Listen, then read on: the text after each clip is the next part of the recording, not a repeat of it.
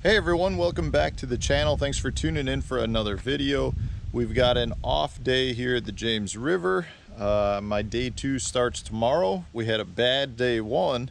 One of the best ways to recover from a bad day is to do a little fishing, and there happens to be a little reservoir that you can see behind me that is a few minutes from the house we're renting.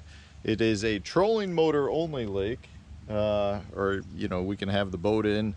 We just gotta have the motor out of the water, so we're gonna do that. I hear there's some nice spotted bass in here. See if we can catch a couple. So let's see if we can get out there and find a few of these supposed spotted bass. All right, well, we're just kind of getting out on the lake. I don't even have a map chip for this, so we're gonna try to break it down as best as possible. And speaking of breakdowns, the lake breakdowns that I used to do through Fish the Moment are actually back up on Fish the Moment. So all of you that have asked me about the lake breakdowns, they are now available again on the website. Lots of ones specialized for smallmouth, all the northern fisheries. So if you're heading up north for a vacation and you want some juice, check out the lake breakdowns that we do. So we're gonna see what we can do. The dam is right over there. I'm gonna head to the dam first. It looks like we've got a little saddle here, always a good spot. The lake's actually pretty big. It's got several branches to it. But we're just, you know, since we're trolling motor only, we're gonna head towards the dam, head towards the riprap, see what we can do there. Probably fish a bunch of points, maybe find some offshore structure. And I'm looking forward to it. This is fun.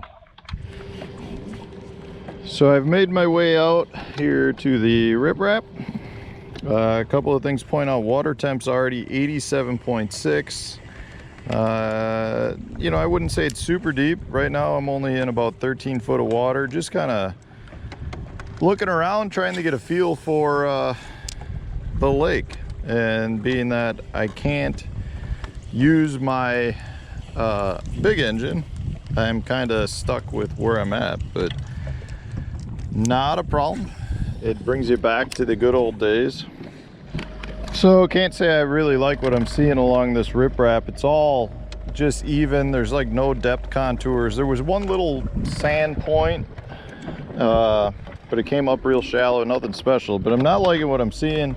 Not seeing much bait or anything on the graph. A few small fish swimming around, but again, not what I'm looking for. So I'm kind of hightailing it over to the bridge now, because we'd only have a couple hours to fish, so I don't want to just waste it all on a monotonous riprap bank. I'm trying to find the fish as fast as I can so that we can catch as many as we can. Well, we got all the way to the bridge, and then there was a boat sitting there. So now we're going to the point.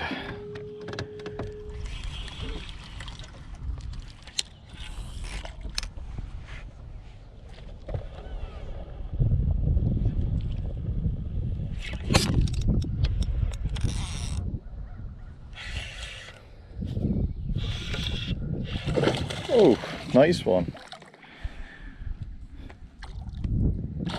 Nice largemouth.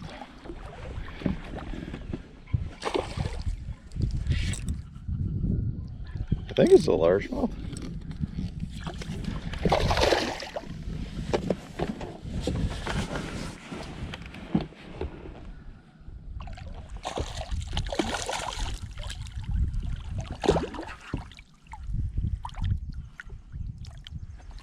That's a nice largemouth.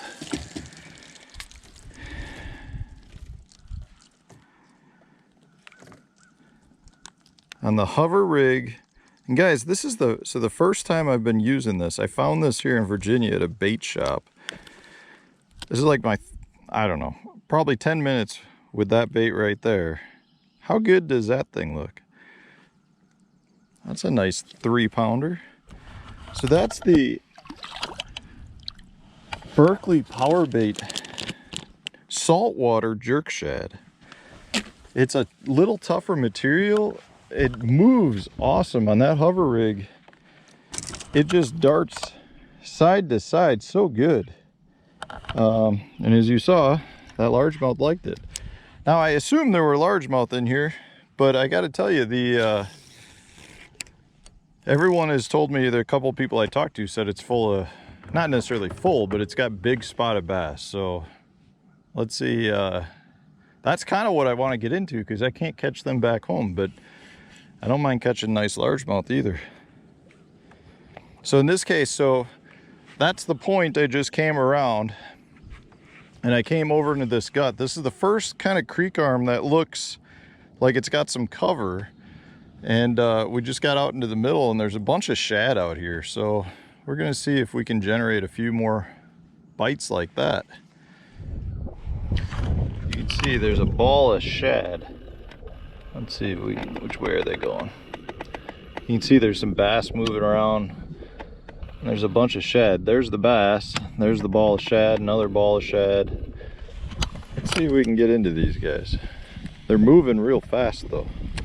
Now we came back, we're just gonna run a few banks with this little buzzbait. I feel like there should be bluegill that are up spawning. So we're just kind of taking a peek.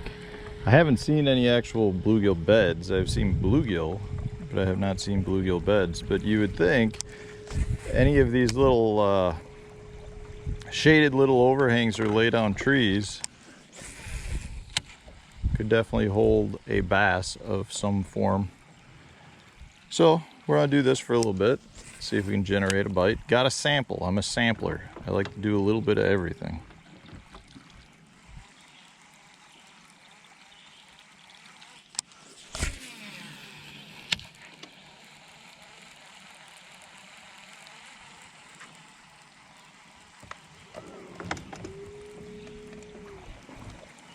There's a nice wolf pack, 4 bass right there. Did not want my bait, but it's a wolf pack. One of them was nice too.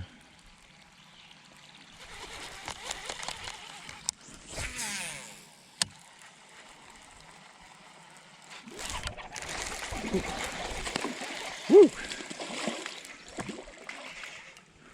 That's a good one. Came in hot. Oh, he's a chunky bass.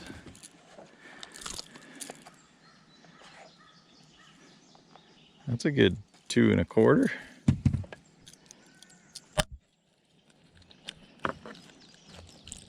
Whew.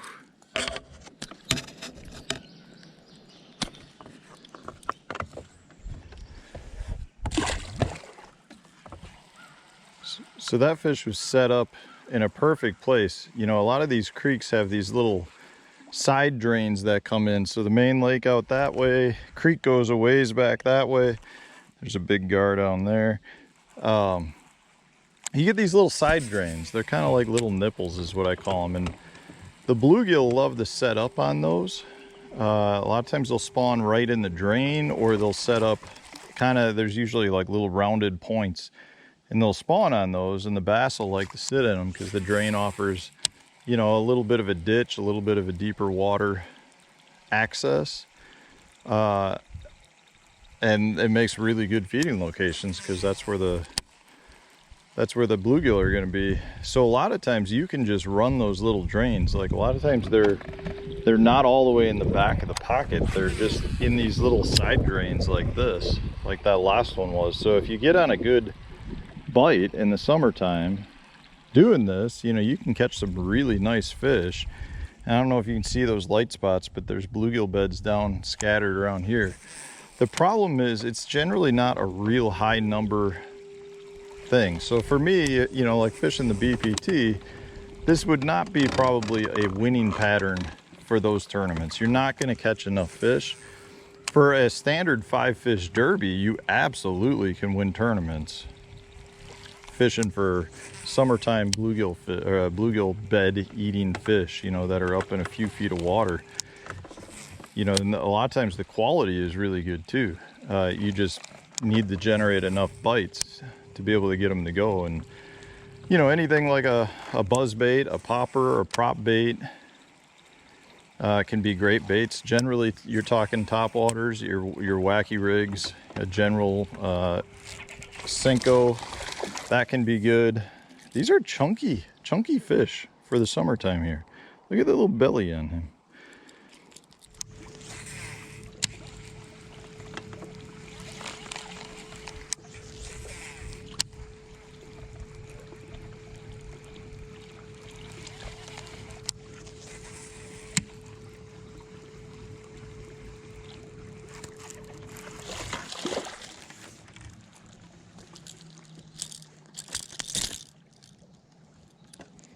Not a big one.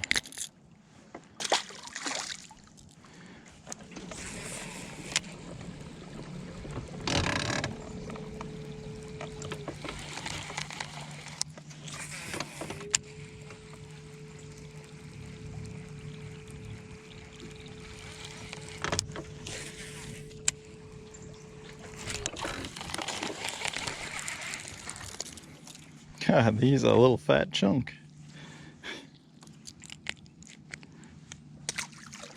Little fat chunk. All right, well, I'm making my way back to the ramp. We've spent a couple hours out here. Two things I really noticed. One, I saw a lot of fish up on the bank, running the bank.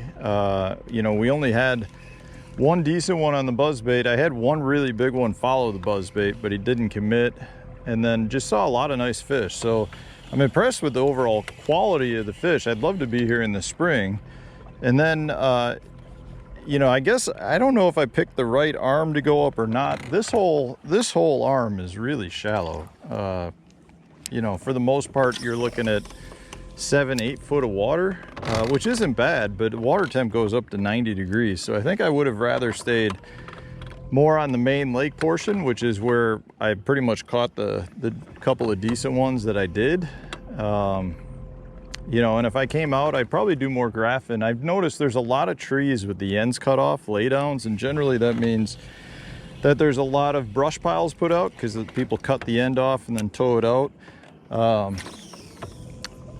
But yeah, I mean, it's a cool lake. I must say I was expecting to catch spotted bass, and we did not catch a spot. I don't think I ever saw a spot, which was kind of unique. But overall, yeah, cool little lake. Hopefully I gave you a few tips to help you break down lakes in your area. And thanks for watching, guys. I appreciate all of your continued support.